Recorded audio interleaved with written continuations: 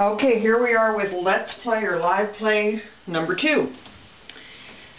And the tips that we're passing along to you right now are all available on our website, which is http://www.fantasycasino.us.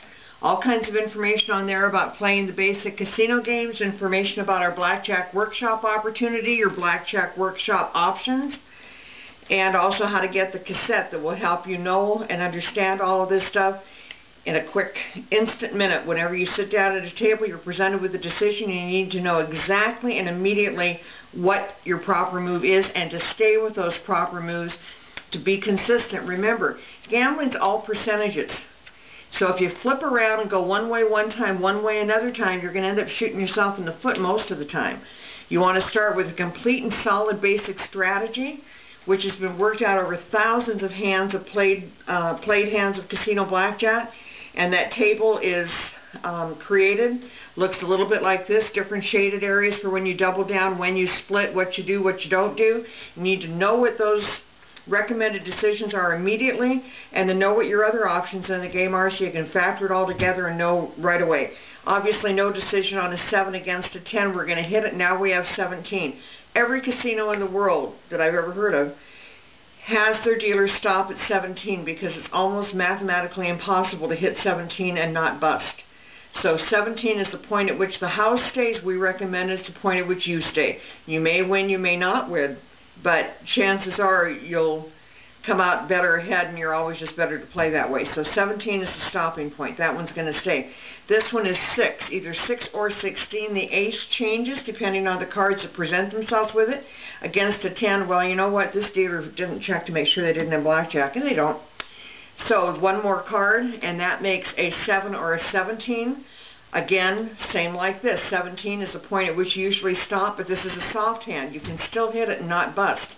And against a 10, that's probably a good thing to do. Now you've got 17 and you stay.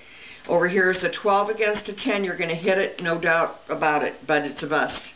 Very often 12 is a bust. It's really unfortunate, but that's what happens.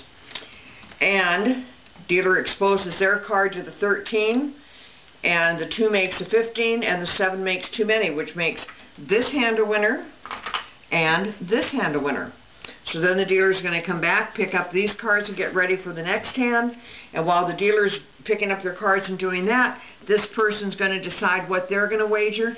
This person's coming back up here, and we come out with the cards again for another hand. Boom, boom, boom. You can usually get about 2, maybe 3 hands, depending on how many people are playing off of a single deck between shuffles. 14 against a 3 is going to stay. 8 against a 3 is going to hit.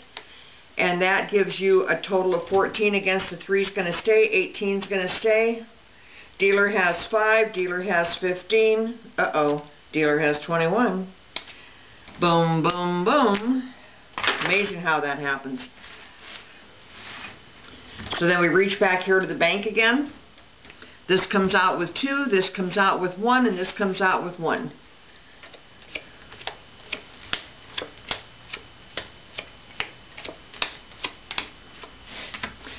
Dealer's going to check to make sure that they have a blackjack. Usually there's a little thing on top of the table that they can take and put the cards into one way or the other. It's a little reflector that will show a black mark that's made on the corner of the cards. On the aces, the remarks are made in one direction. On the 10s, they're made in another direction. That's the way they can tell without the dealer really knowing what they have underneath. The house, it's much to the house's advantage for the dealers not to know what their down card is. That way, if there's any collusion going on, or if a dealer's tired and they're giving off tells, there's no way that they can let a player know whether or not what card it is they have in the hole. We're going to do it the old-fashioned way, which is to look and see, no blackjack.